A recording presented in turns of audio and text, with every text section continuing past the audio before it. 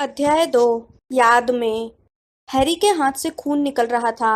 अपने दाएं हाथ को बाएं हाथ में पकड़कर मन ही मन गालियां देते हुए उसने कंधे से धक्का देकर अपने बेडरूम का दरवाजा खोला। चीनी मिट्टी की किसी चीज के टूटने की आवाज आई। उसका पैर ठंडी चाय के कप पर पड़ गया था, जो उसके बेडरूम के दरवाजे के बाहर फर्श पर रखा था। लानत है। उसने इधर उधर देखा। प्रिवेट ड्राइव के मकान नंबर 4 की सीढ़ियां वीरान थीं। शायद डडली ने उसके मजे लेने के इरादे से दरवाजे के ठीक सामने चाय का कप रख दिया होगा। हैरी ने खून बहते हाथ को ऊपर उठाया और दूसरे हाथ से कप के टुकड़े बटोर कर लबालब भरे कूड़ेदान में डाल दिए, जो उसके बेडरूम के दरवाजे के भीतर दिख भर रहा था। फिर वह अपनी उंगली नल के पानी के नीचे धोने के लिए बाथरूम की तरफ भागा।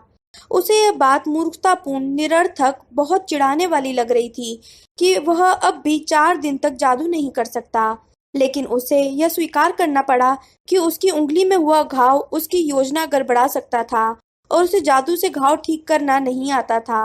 उसे एहसास हुआ कि उसकी जादुई शिक्षा में यह एक गंभीर कमी थी, खास तौर पर उसकी भावी योजनाओं के संदर्भ में। उसने फैसला किया कि वह हरमाइनी से इसका तरीका जरूर पूछेगा।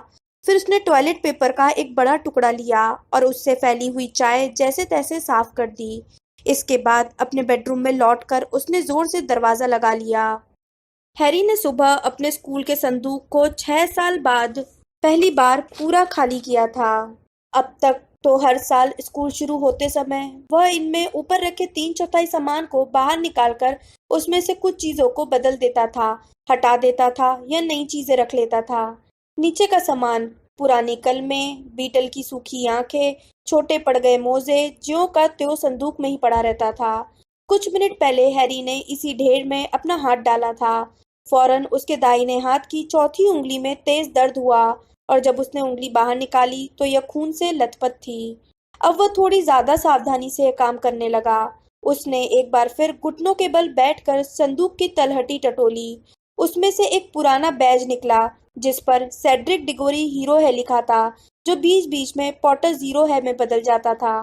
तलहटी में हैरी को एक टूटा हुआ और घिसा पिटा मुखबिर यंत्र भी मिला। इसके अलावा RAB नामक जादूगर के संदेश वाला सुनहरा लॉकेट भी था और आखिरकार उसे वह नुकीली चीज मिल ही गई जिससे उसकी उंगलियां कटी थी। वह उसे देखते ही फौरन पहचान गया। यह उस जादुई आईने का 2 इंच लंबा टुकड़ा था जो उसके मृत गॉडफादर सीरियस ने उसे दिया था। हैरी ने उसे एक तरफ रखकर सावधानी से बाकी का संदूक टटोला, लेकिन संदूक में सबसे नीचे चमकती धूल की सतह पर पड़े कांच के चूरे को छोड़कर सीरियस के आखिरी तोहफे का और कोई अवशेष नहीं था। हैरी ठीक से बैठकर उस नुकीले टुकड़े की जांच करने लगा जिससे उसकी उंगली पर घाव हुआ था। उसे उसमें अपनी चमकती हरी आंखों के प्रतिबिंब के सिवाय और कुछ नहीं आया था। फिर उसने उस टुकड़े को सुबह के दैनिक जादूगर के ऊपर रख दिया, जो पलंग पर बिना खुला पड़ा था। उसने कटु यादों के अचानक आए तूफान को रोकने की कोशिश की। टूटे आईने की यादों और अफसोस की टीसों को दबाने के लिए उसने संदूक में भरे बाकी अटाले पर हमला कर दिया। संदूक को पूरी तरह खाली करने और उसमें रखी बेकार चीजें हटाने में उसे 1 घंटा और लग गया। बचे हुए सामान को उसने 2 ढेरों में जमा दिया। एक ढेर में वह सामान था जिसकी उसे आगे जरूरत थी, दूसरे में वह सामान था जिसकी अब उसे आगे जरूरत नहीं पड़ेगी। स्कूल और क्विडिच के दुशाले, कड़ाही, चंपत्र, कलमें तथा उसकी ज्यादातर पुस्तकें, जिन्हें वह यहाँ छोड़कर जाने वाला था, एक कोने में पहुंच गईं। उसने सोचा कि उसके अंकल आंटी इन चीजों के साथ जाने क्या सलूक करेंगे। शायद रात के अंधेरे में उन्हें जला देंगे, जैसे वे किसी भयंकर अपराध का सबूत हो। उसने अपने मगलू कपड़े, अदृश्य चोगा, काढ़े बनाने का सामान, कुछ खास पुस्तकें, हैग्रिड का दिया एल्बम, कुछ चिट्ठियां और छड़ी एक पुराने बैग में जमा ली। बैग के सामने वाली जेब में हॉगवर्ट्स का नक्शा और RAB वाला लॉकेट था। लॉकेट को यह सम्मानित जगह इसके कीमती होने के कारण नहीं दी गई थी। यह बिल्कुल मूल्यहीन था, बल्कि इसलिए दी गई थी क्योंकि इसे हासिल करने की बहुत बड़ी कीमत चुकाई गई थी। सामने हैरी की डेस्क पर अखबारों का काफी बड़ा ढेर रखा था, जिसके पास उसकी सफेद उल्लू हेडविग बैठी थी। ये अखबार तभी से प्रतिदिन इकट्ठे हो रहे थे जब से हैरी गर्मियों में प्रिविट ड्राइव में रहने आया था। उसने खड़े होकर अंगड़ाई ली और डेस्क तक गया। जब वह अखबारों को सरसरी तौर पर देखकर एक-एक करके कचरे के ढेर में फेंकने लगा, तो हेडविग ने कोई हलचल नहीं की। हेडविग या तो सो रही थी या फिर सोने का नाटक कर रही थी। वह हैरी से नाराज थी क्योंकि वह इन दिनों उसे पिंजरे के बहुत कम समय बाहर रहने दे रहा था। अखबारों के ढेर के अंत में पहुंचने के बाद हैरी ने अपनी रफ्तार कम कर ली। उसे एक खास अखबार की तलाश थी जो उसके प्रिवेट ड्राइव में रहने आने के कुछ समय बाद ही आया था।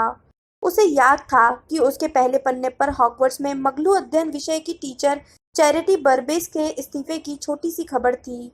आखिरकार उसे वह अखबार मिल गया। पेज नंबर 10 को पलटते हुए वह कुर्सी पर बैठकर उस लेख को दोबारा पढ़ने लगा जिसकी उसे तलाश थी। एल्बस डंबलडोर की याद। एल्फियस डोज। मैं 11 साल की उम्र में एल्बस डंबलडोर से पहली बार मिला था। तब हम दोनों पहली बार हॉगवर्ट्स जा रहे थे। हम एक दूसरे की ओर तत्काल आकर्षित हो गए क्योंकि उस वक्त हम दोनों ही खुद को बाहरी मान रहे थे। स्कूल आने से कुछ समय पहले ही मुझे ड्रैगन पॉक्स हो गई थी। हालांकि हॉगवर्ट्स पहुंचने तक संक्रमण का खतरा नहीं बचा था, लेकिन मेरे चेहरे पर मौजूद दानों के निशानों और हरी रंगत के कारण ज्यादातर लोग मेरे पास आने में झिझक रहे थे। उधर एल्बस अनचाही कुख्याति के बोझ के साथ हॉगवर्ट्स आए थे। बमुश्किल 1 साल पहले उनके पिता पर्सिवल ने 3 मगलू बच्चों पर खूंखार हमला कर दिया था और इस अपराध के लिए उन्हें सजा सुनाई गई थी। एल्बस ने कभी इस बात से इनकार करने की कोशिश नहीं की कि उनके पिता, जिन्होंने बाद में अज़्काबान में दम तोड़ दिया था, ने वह अपराध किया था। जब मैंने हिम्मत करके उनसे इस बारे में पूछा, तो उन्होंने मुझे बताया कि उनके पिता यकीनन अपराधी थे। उसके बाद डंबलडोर ने उस दुखद घटना के बारे में कभी बात नहीं की, हालांकि उनसे ऐसा करवाने की काफी कोशिशें की गईं। दरअसल कुछ लोग तो उनके पिता के काम को प्रशंसा भरी नजरों से देखते थे और यह सोचते थे कि एल्बस भी मगलू विरोधी होंगे। उन लोगों की सोच बिल्कुल गलत थी, जैसा एल्बस को जानने वाला कोई भी व्यक्ति गवाही दे सकता है। उन्होंने जीवन में कभी भी मगलू विरोधी नजरिया नहीं दिखाया। सच तो यह है कि मगलुओं के अधिकारों की प्रबल हिमायत की वजह से बाद के वर्षों में कई लोग उनके दुश्मन बन गए। बहरहाल कुछ ही महीने में एल्बस की ख्याति उनके पिता की कुख्याति से आगे निकल गई। फर्स्ट ईयर खत्म होते होते वे मगलू विरोधी जादूगर के बेटे के रूप में नहीं, बल्कि स्कूल के अब तक के सबसे होनहार विद्यार्थी के रूप में मशहूर हो गए। उनका दोस्त बनना हमारी खुशकिस्मती थी क्योंकि उनकी मिसाल से हमें लाभ हुआ, साथ ही उनकी मदद और प्रोत्साहन से भी, जो वे हमेशा उदारता से देते थे। स्कूल से निकलने के बाद उन्होंने मुझे बताया कि उस वक्त भी उन्हें एहसास था कि सिखाने में उन्हें सबसे ज्यादा खुशी मिलती है। उन्होंने स्कूल का हर पुरस्कार ही नहीं जीता, बल्कि जल्दी ही उस दौर के उल्लेखनीय जादूगरों के साथ नियमित पत्राचार भी करने लगे, जिनमें मशहूर कीमियागर निकोलस फ्लेमेल, चर्चित इतिहासकार बेथिल्डा बैकशॉट और जादुई सिद्धांतकार एडरबर्ट वेफलिंग शामिल थे। रूपांतरण आज सम्मोहन की चुनौतियां और व्यवहारिक काढ़ा निर्माता जैसे महत्वपूर्ण प्रकाशनों में उनके कई शोध पत्र छपे। डंबलडोर का करियर बेहद उज्जवल नजर आ रहा था और इकलौता सवाल यही था कि वे कब जादू मंत्री बनेंगे। हालांकि बाद के वर्षों में भी अक्सर उनके मंत्री बनने की अटकलें लगाई गईं, लेकिन उनके मन में मंत्री बनने की महत्वाकांक्षा कभी नहीं थी। हॉगवर्ट्स में हमारे पढ़ाई शुरू करने के 3 साल बाद एल्बस का भाई एबरफोर्थ भी वहां आ गया। उन दोनों में जमीन आसमान का फर्क था। एबरफोर्थ की पढ़ाई में खास दिलचस्पी नहीं थी। वह एल्बस की तरह तर्कपूर्ण बातचीत से नहीं, बल्कि कुश्ती लड़कर मतभेद सुलझाना ज्यादा पसंद करता था। बहरहाल ये कहना बहुत गलत है। जैसा कईयों ने कहा है कि दोनों भाइयों में दोस्ती नहीं थी। उनके आपसी संबंध अच्छे थे, जितने कि दो इतने अलग किस्म के भाइयों के हो सकते थे। एबरफोर्थ के नजरिए से देखें तो एल्बस की छाया में रहना कोई आरामदेह अनुभव नहीं था। हर क्षेत्र में एल्बस से पीछे रहना उनके आपस में दोस्त बनने के बीच स्पष्ट जोखिम था, और भाई के रूप में भी यह ज्यादा आनंददायक नहीं हो सकता था। हॉगवर्ट्स से निकलने के बाद एल्बस और मैं एक साथ दुनिया का पारंपरिक भ्रमण करना चाहते थे। अपना करियर शुरू करने से पहले हम विदेशी जादूगरों से मिलना जुलना चाहते थे। बहरहाल किस्मत को यह मंजूर नहीं था। हमारी यात्रा शुरू होने के एक दिन पहले ही एल्बस की मां केंड्रा की मौत हो गई और एल्बस परिवार के मुखिया बन गए।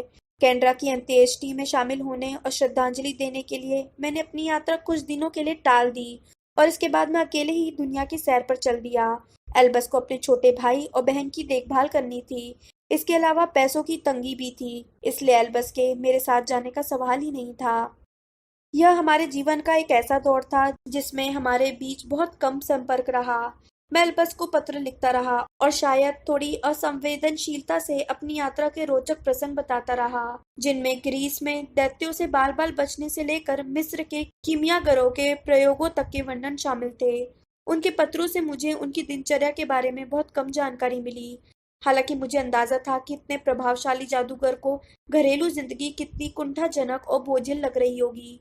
मैं दुनिया की सैर का लुफ्त उठा रहा था। बहरहाल 1 साल लंबी यात्रा के अंत में मुझे यह दहशत भरी खबर मिली कि डंबलडोर परिवार में एक और हादसा हो गया। डंबलडोर की बहन एरियाना भी चल बसी थी। हालांकि एरियाना काफी समय से बीमार थी, लेकिन माँ के बाद उसके भी दुनिया से चले जाने से दोनों भाइयों पर गहरा प्रभाव पड़ा।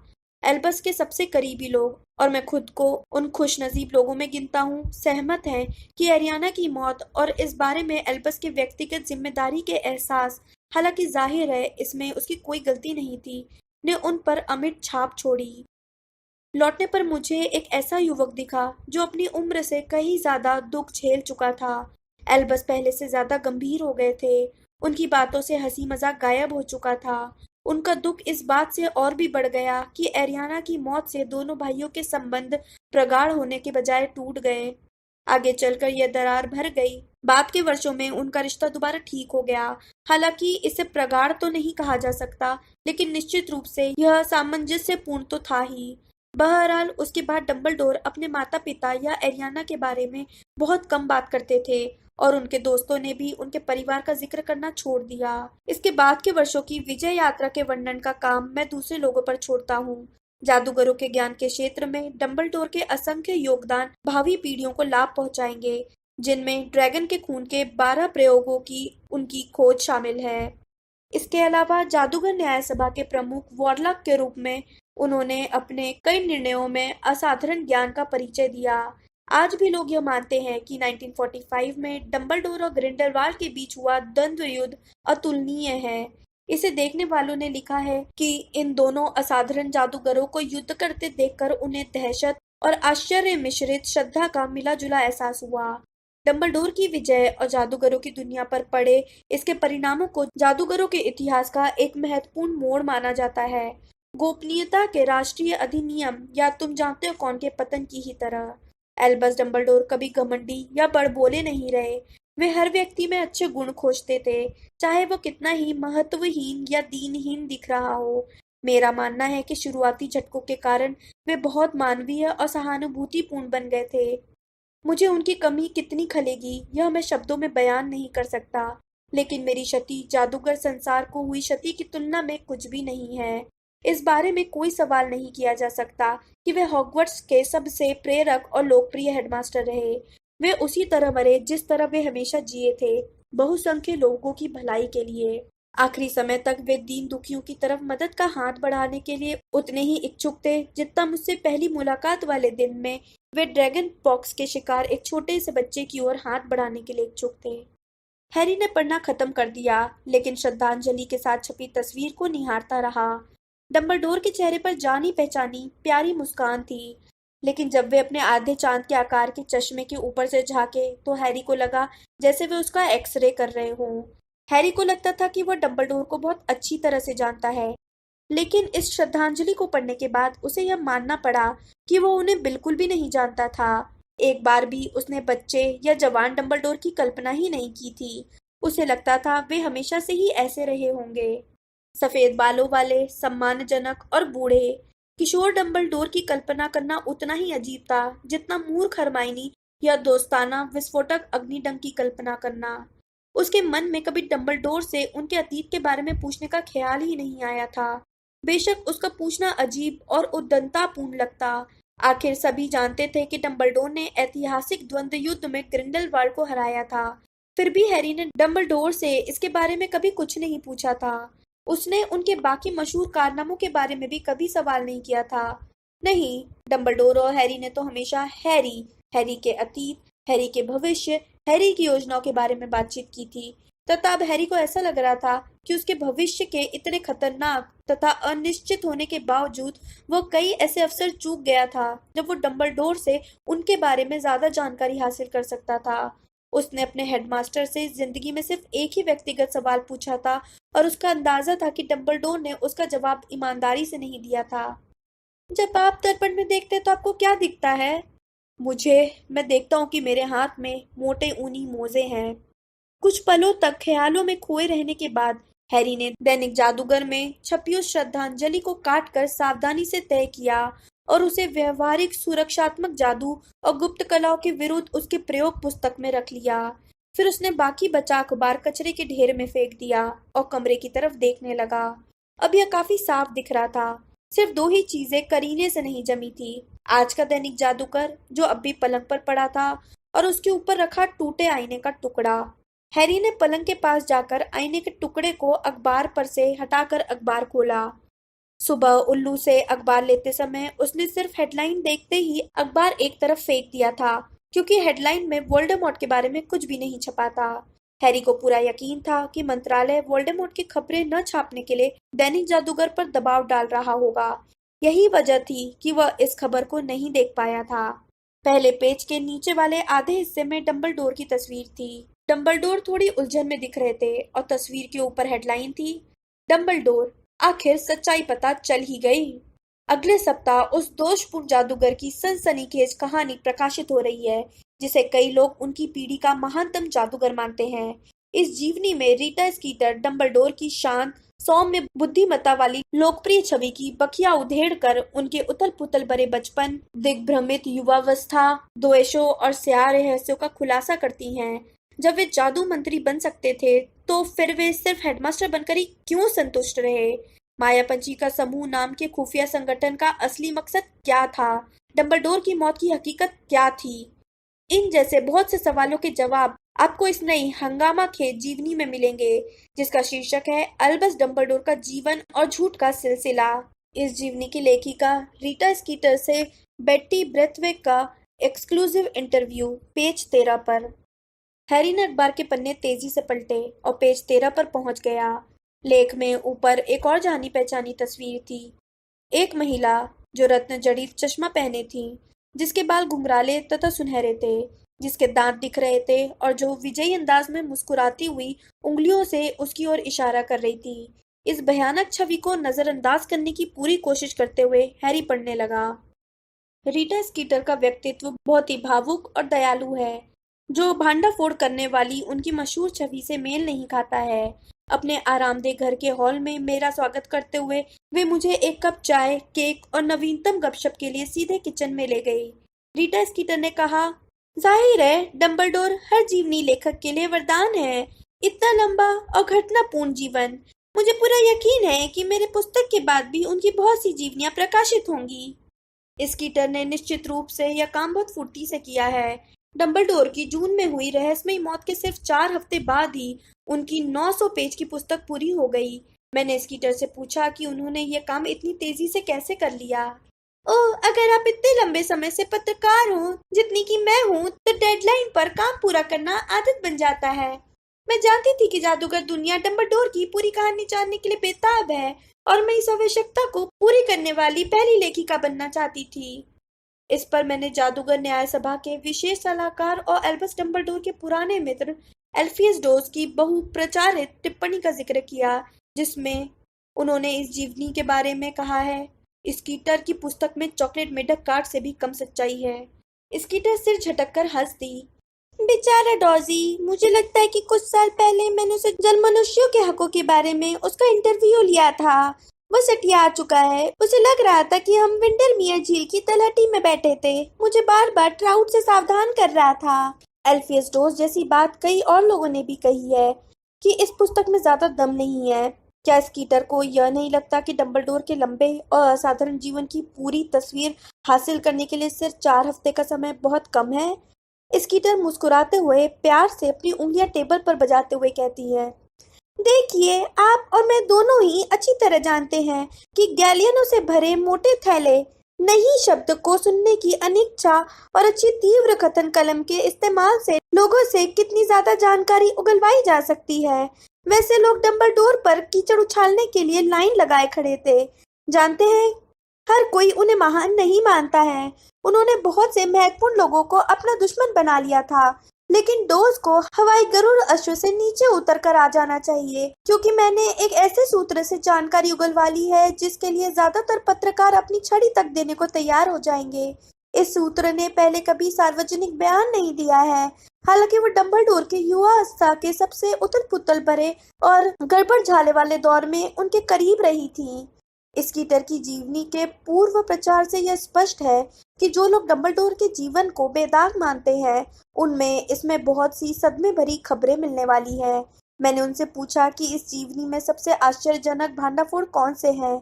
स्कीटर ने हंसते हुए कहा, छोड़ो भी बेटी, मैं अपनी पुस्तक की सारी बातें नहीं बताने वाली, वरना पुस्तक कौन खरीदेगा। लेकिन मैं इतना वादा जरूर करती हूँ कि जो लोग डंबलडोर के जीवन को उनकी दाढ़ी की तरह पाक साफ मानते हैं, उन्हें नींद से जाग जाना चाहिए। मैं इतना जरूर बता देती हूँ, तुम जानते हो कौन के खिलाफ उनकी जोशीली बातें सुनने वाला कोई व्यक्ति सपने में भी नहीं सोच सकता था कि अपनी जवानी में उन्होंने भी गुप्त कलाओं में हाथ पैर मारे थे। जिस जादूगर ने बुढ़ापे में सहनशीलता की वकालत की, युवावस्था में उनकी मानसिकता कोई खास उदार नहीं थी। जी हाँ, अल्बस डंबलडोर का अतीत बहुत दागदार था और उनका परिवार बड़ा अजीब था। वैसे इन बातों को छिपाने की उन्होंने काफी कोशिश की थी। मैंने पूछा कि क्या स्कीटर का इशारा डंबलडोर के भाई एबरफोर्थ की तरफ था, जिन्हें न्याय सभा ने 15 साल पहले जादू के दुरुपयोग के लिए सजा दी थी, जिससे छुटपुट सनसनी फैली थी। ओह, एबरफोर्थ तो गोबर के ढेर का सिर्फ ऊपरी हिस्सा है, स्कीटर ने हंसते हुए कहा। नहीं नहीं, बकरियों पर जादू करने वाले दीवाने भाई से ज्यादा बुरी बात है। मगलू विरोधी पिता से भी ज्यादा बुरी बात है। हालांकि डंबलडोर इन दोनों को भी गोपनीय नहीं रख पाए और न्याय सभा ने दोनों को सजा दी। नहीं, मैं तो उनकी माँ और बहन को लेकर उलझन में थी। थोड़ी छानबीन करने पर वहाँ मुझे बुराई का घोंसला मिला, लेकिन जैसा कि मैंने कहा, विस्तृत जानकारी के लिए आपको इस पुस्तक के अध्याय 9 से अध्याय 12 तक पढ़ने का इंतजार करना होगा। इस वक्त तो मैं इतना ही कह सकती हूँ कि इस बात में कोई आश्चर्य नहीं कि डंबलडोर ने कभी यह क्यों नहीं बताया कि उनकी नाक कैसे टूटी। परिवार के गड़े मुर्दे उखाड़ने के अलावा क्या स्कीटर डंबलडोर की प्रतिभा को नकारती है? आखिर उन्होंने इतनी महत्वपूर्ण जादुई खोजें की हैं। उनमें दिमाग तो था, स्कीटर ने स्वीकार किया। हालांकि कई लोग अब ये सवाल करते हैं कि क्या उन्हें उनकी तमाम तथाकथित उपलब्धियों का सचमुच पूरा श्रेय मिलना चाहिए। जैसा कि मैंने अध्याय 16 में खुलासा किया है, आइवर डिलॉन्सबाई का दावा है कि ड्रैगन के खून के 8 उपयोग उसने पहले ही खोज लिए थे और उसकी गलती यह थी कि उसने अपना शोध पत्र डंबलडोर को पढ़ने को दे दिया था। मैंने कहा, डंबलडोर की कुछ उपलब्धियों के महत्व को नकारा नहीं जा सकता, जैसे ग्रिंडेलवाल्ड की मशहूर पराजय। स्कीटर ने खुलकर मुस्कुराते हुए कहा, ओह, मुझे खुशी है कि आपने ग्रिंडेलवाल्ड का जिक्र कर दिया। मुझे डर है कि डंबलडोर की भव्य विजय पर जिन लोगों की आंखें खुशी से नम हो जाती होंगी, उन्हें बम के धमाके के लिए तैयार हो जाना चाहिए, या शायद गोबर बम के धमाके के लिए। बहुत ही घटिया झमेला था। मैं यहाँ बस इतना ही कहूंगी, दरअसल कोई जबरदस्त द्वंद्व युद्ध हुआ ही नहीं था। मेरी पुस्तक पढ़ने के बाद लोग इस नतीजे पर पहुंचने के लिए विवश होंगे कि ग्रिंडेलवाल्ड ने अपनी छड़ी की नोक से एक सफेद रुमाल निकाला था और चुपचाप हार मान ली थी। स्कीटर ने इस दिलचस्प विषय पर आगे कुछ भी कहने से इनकार कर दिया। हमने बात उस विषय की ओर मोड़ दी जो उनके पाठकों को बेशक बाकी मुद्दों से ज्यादा रोचक लगेगा। स्कीटर ने तेजी से सिर हिलाते हुए कहा, ओह हाँ, मैंने पॉटर डंबलडोर संबंध पर एक पूरा अध्याय लिखा है। बहुत से लोग उनके संबंध को अस्वस्थ, यहाँ तक कि भयंकर भी मानते थे। एक बार फिर पूरी कहानी जानने के लिए पाठकों को मेरी पुस्तक खरीदनी होगी। लेकिन इसमें कोई संदेह नहीं है कि डंबलडोर ने शुरू से ही पॉटर में अस्वाभाविक रुचि ली थी। मुद्दे की बात यह है कि क्या यह उस लड़के के हित में था। जाहिर है, हम सभी जानते हैं कि पॉटर ने किशोरावस्था में काफी मुश्किलें झेली हैं। मैंने स्कीटर से पूछा कि क्या वे अब भी हैरी पॉटर के संपर्क में हैं, जिसका चर्चित इंटरव्यू उन्होंने पिछले साल लिया था, जिसमें पॉटर ने पहली बार खुलासा किया था कि तुम जानते हो कौन लौट आया है। ओह हाँ, हमारे बीच बहुत करीबी संबंध है, स्कीटर कहती हैं। बेचारे पॉटर के बहुत कम सच्चे दोस्त रहे हैं और हमारी मुलाकात उसके जीवन के सबसे चुनौतीपूर्ण समय में हुई थी, जादूगरी की त्रिकोणीय टूर्नामेंट में। मैं शायद उन चुनिंदा जीवित लोगों में से हूँ जो यह दावा कर सकते हैं कि वे असली हैरी पॉटर को जानते हैं। इसके बाद हमने उन अफवाहों के बारे में चर्चा की जो डंबलडोर के आखिरी घंटों के बारे में फैली थी।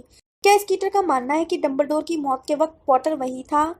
देखिए, मैं ज्यादा कुछ नहीं कहना चाहूंगी।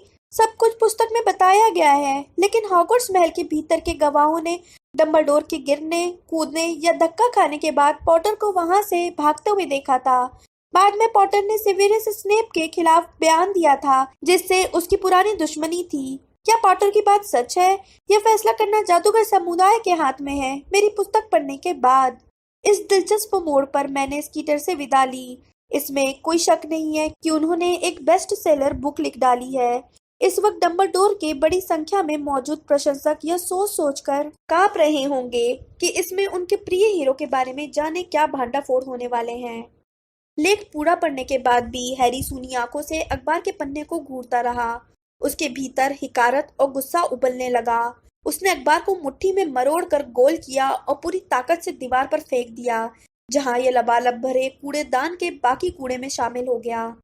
वह अंधों की तरह कमरे में आगे बढ़ा। उसने कई ड्रॉअर खोलकर पुस्तकें निकाली और वापस वहीं रख दी। उसे जरा भी पता नहीं था कि वह क्या कर रहा है। उसके दिमाग में तो बस रीटा के लेख के वाक्य गूंज रहे थे। पॉटर डंबलडोर संबंध पर एक पूरा अध्याय। बहुत से लोग उनके संबंध को अस्वस्थ या तक कि भयानक भी मानते हैं। जवानी में उन्होंने भी गुप्त कलह में हाथ पैर मारे थे। मैंने एक ऐसे सूत्र से जानकारी उगलवा ली है जिसके लिए ज्यादातर पत्रकार अपनी छड़ी तक देने को तैयार हो जाएंगे। झूठ! हैरी चिल्लाया और उसने खिड़की से अपनी पड़ोसी को देखा, जो अपने लॉन मोवर को दोबारा चालू करने के लिए रुक गया था तथा घबरा कर ऊपर देख रहा था। हैरी धम से अपने पलंग पर बैठ गया। आईने का टूटा हुआ टुकड़ा उससे दूर छलक गया। उसने उसे दोबारा उठाया और अपनी उंगलियों में घुमाने लगा। वह डंबलडोर के बारे में सोच रहा था और उन झूठों के बारे में भी जिनसे रीटा स्कीटर उन्हें बदनाम कर रही थी। एक नीली झलक। हैरी ठिठक गया और उसकी कटी हुई उंगलियां एक बार फिर आईने की नुकीली नोक पर फिसली। उसे वहम हुआ होगा। हाँ, जरूर यही हुआ होगा। उसने पीछे पलट कर देखा, लेकिन दीवार पिटूनिया आंटी के चुने हुए पीच रंग की ही थी। वहां ऐसी कोई चीज नहीं थी जिससे आईने में नीली झलक दिख सके। उसने आईने के टुकड़े में दोबारा देखा, लेकिन उसे अपनी चमकती हरी आंखों के सिवाय कुछ नहीं दिखा। उसे जरूर वहम हुआ होगा और कुछ हो ही नहीं सकता। इसलिए वहम ही हुआ होगा क्योंकि वो अपने मृत हेडमास्टर के बारे में सोच रहा था। अगर यकीन के साथ कुछ कहा जा सकता था तो वह यह था कि एल्बस डंबलडोर की चमकती नीली आंखें उसे दोबारा कभी नहीं दिखेंगी।